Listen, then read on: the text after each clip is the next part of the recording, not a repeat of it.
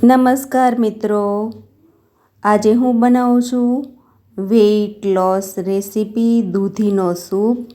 તો એના માટે મેં એક ખૂબ જ સુંદર નાની તાજી બીજ વગરની દૂધી પસંદ કરી છે, જેના હું કટિંગ કરી અને નાના ટુકડા કરીશ। જે છોલ્યા વગર મારે ટુકડા કરવાના છે અને એને કુકરમાં બાફવા મૂકવાનું છે।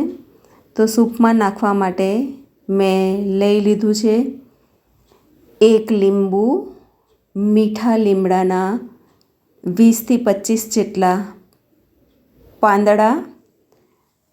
હવે લીલા ધાણા સમારી લીધા છે। બીજી તરફ એટલું જ માપમાં પાલકની ભાજી લઈ લીધી છે કટિંગ કરીને, બંનેનું માપ સરખું છે, 1 વાડકી। પુદીનો 20-25 પત્તા છે। મરી પાવડર, સંચર પાવડર અને આદું। એટલે ઠંડીમાં આદું ખાવું સેહત માટે બહુ સારું છે, તો એ પણ આપણે જ્યુસમાં નહીં, સૂપમાં નાખવાનું છે।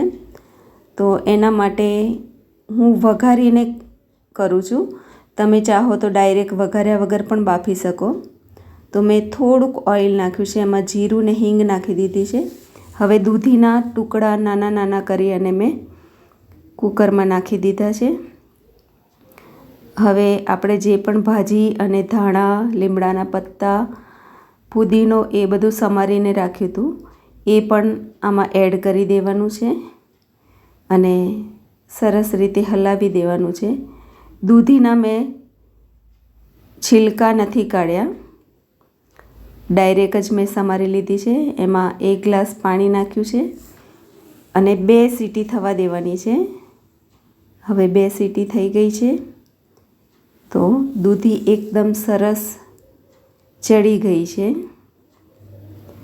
હવે આ જે ટુકડા છે એને એકદમ ઠંડા થઈ જવા દેવાના છે અને એને મિક્સીમાં ક્રશ કરી લેવાનું છે। તો તમારે ગાળવું હોય તો એને ગાળી પણ શકો છો, પણ હું ડાયરેક્ટ બનાવું છું, મારે ગાળવાની જરૂર નથી। હવે આપણને જેવું પણ જાડું પાતળું જોઈતું હોય એ પ્રમાણે આપણે પાણી એડ કરી દેવાનું છે। હવે હું નાખું છું સંચર પાવડર અને મરીનો પાવડર। હવે ચાલુ મીઠું પણ આપણે નાખવાનું છે। સેંધા નમક હું નાખું છું, જેને ઉપવાસ હોય એ પણ આ સૂપ પી શકે। હવે જીરું પાવડર પણ નાખી દીધો છે મેં, એટલે આ જે સૂપ છે આપણે ઉપવાસમાં પણ લઈ શકીએ છીએ। તો એમાં હળદર યા તો બીજું કશું નથી નાખ્યું કે જે ઉપવાસમાં આપણે ના ખાઈ શકીએ। લીંબુ પણ નાખી દીધું છે। તો તૈયાર છે સેહદ ફૂલ દૂધીનો સૂપ, જે બીમાર વ્યક્તિ માટે તો ખૂબ જ શક્તિવર્ધક સૂપ છે અને વેઇટ લોસ માટે પણ એકદમ સરસ અક્ષીર છે। તો તમે પણ મારી રીતે બનાવો અને ગરમા ગરમ ઠંડીમાં સૂપ પીઓ। મારી ચેનલને સબસ્ક્રાઈબ કરો, મારા વિડીયોને શેર કરો। Thank you.